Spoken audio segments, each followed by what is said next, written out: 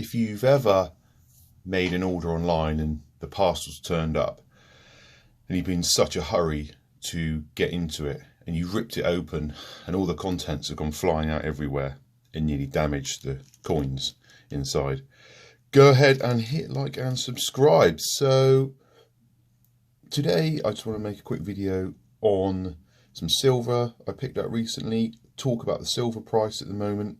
As you are probably aware if you're watching a channel like this, silver took a bit of a tumble this week. I'm going to talk in pounds for a change. So we were hovering, around £21 an ounce silver, and this week we dropped to £17 an ounce, under £18 an ounce, and I think it was £17, I would say. Just £17 9 pence an ounce was the low. And basically, I took that opportunity to pick up some silver. I didn't get it at £17 an ounce. I was a bit gutted. I bought on Wednesday at about £18.20, and I made a couple of random pickups from different places. I was just going to talk it through. So it's about 28 ounces of silver here. I am holding back. I wanted to pick up about 50 ounces, but I thought I will go roughly half in of what I was going to spend this month, and just make sure that, there's not, it'd be obviously quite gutting if you bought a load, went all in it, £18 an ounce, and then it dropped to £15 an ounce a week later. But then, it goes the other way. You fanny around waiting and holding off for the moment for it to drop and drop and drop, and it never does, and then you end up missing that opportunity. I still think it's a good buy. £21 an ounce, £20 an ounce, down to £18 an ounce. That's pretty good. So I definitely think it's worth buying a dip, as they say. So what do we pick up? Well, it's quite interesting. I had about, for the first time ever, let's talk about these silver bars, raw mint silver bars. I've never bought any silver bars, and I kind of decided I've got no bars, obviously, and I think my strategy is going to change. In order to get back up to 200 ounces, I'm on about 50 ounces at the moment. I did have 200 ounces, went all the way down to about 5 ounces, and I've dribs and drabs. I've not really been collecting silver seriously, but I just want to get kind of 200 ounces in the bag, and then I'll be happy, and just see what happens. But I really think these bars and buying 2 ounce coins, for me, is I want to try and move away from buying 1 ounce coins. I just think it's there's a bit more value in these, in terms of when you go to shift it in the future. It's just a bit easier. I don't want to have hundreds of 1 ounce coins all over the place. I want to be able to just I want to get larger bars. I'm thinking probably going to move up to 500 grams actually, and maybe even get some kilo bars in. That's just, I'm going to probably split it. Half a portfolio is going to be 2 ounce, 1 ounce coins, and the other half is just going to be bars of varying sizes. I just think it's a bit more, I don't know, if it comes in, I want to have a big chunk of silver where I can go, well, this kilogram cost me X amount, £800, whatever.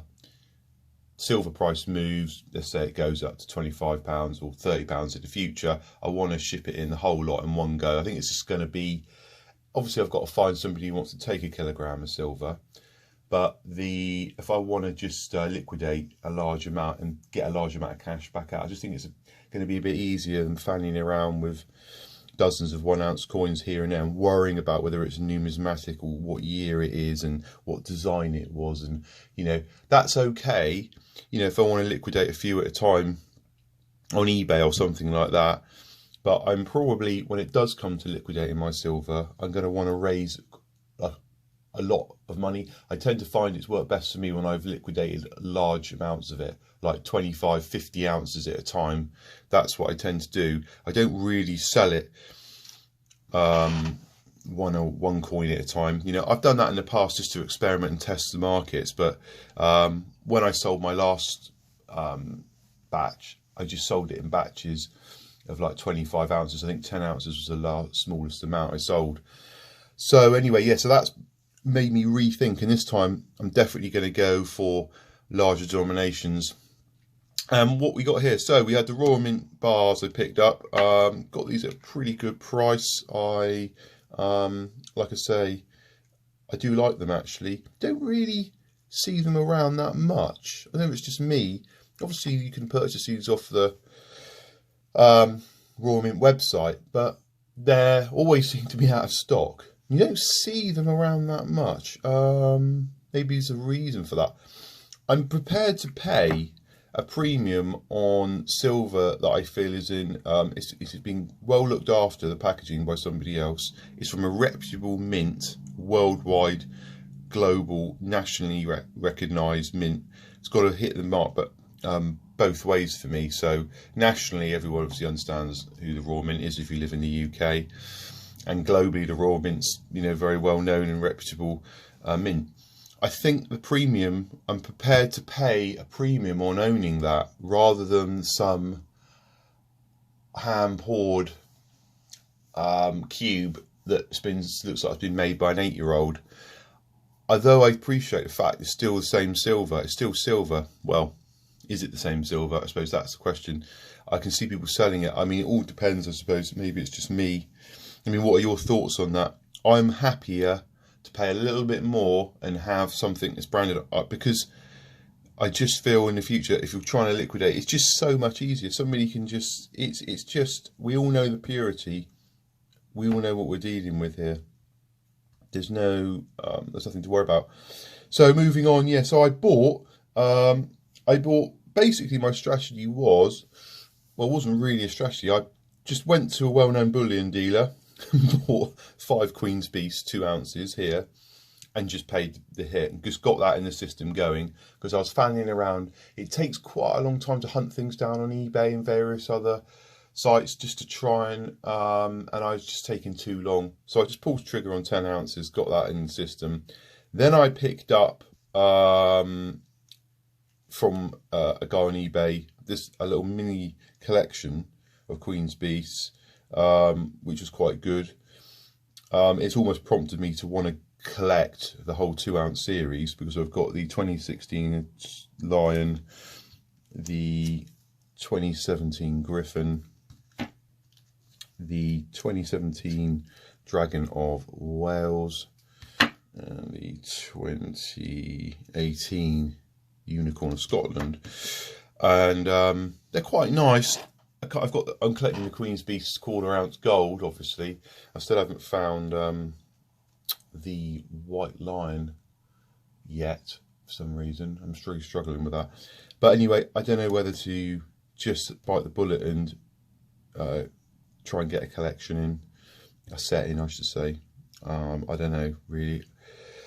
But yeah, I picked up a random purchase, the Black Bull of Clarence 2018. That was just from an individual eBay.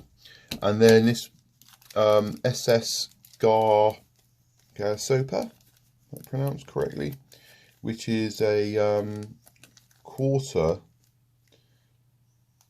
of an ounce Britannia, and it's got the lettering there, you can see, from the shipwreck of the Garsopa, SS Garsopa, which is a World War II boat that was torpedoed and sank in February 1941 in Ireland, and obviously a lot of people drowned, and that boat lay on the seabed for 70 years, and then when they recovered it, the silver that was on it was a lot of Royal Mint silver. They made these coins from it. That's kind of an interesting thing, and that brings me on to something else. I mean, you know, it's such a tiny amount. I probably did pay over the odds for this coin. It's quite a nice condition. I mean, it's just it's not perfect. I don't know why I bought it, really. It's such a small fractional amount of silver. It's one of those purchases that I say, you know, like 5% for me. I just buy it if I like it, and I don't know what I'm going to do with it. I just kind of like the fact it was a bit different, and it was made of, you know, that had that historic element to it, really. That, you know, it's not something that can be there's a limited supply, you know, whether it's going to be, I mean, I'm hardly going to become able to retire on this thing going up in Valley, even if it went up to, you know, £200 or something crazy like that. I mean, okay, that doesn't make sense, but yeah, that would be great if it did. But it's just like a kind of, I don't know, why am I buying such a small amount of silver like this? I mean, it's a nice coin.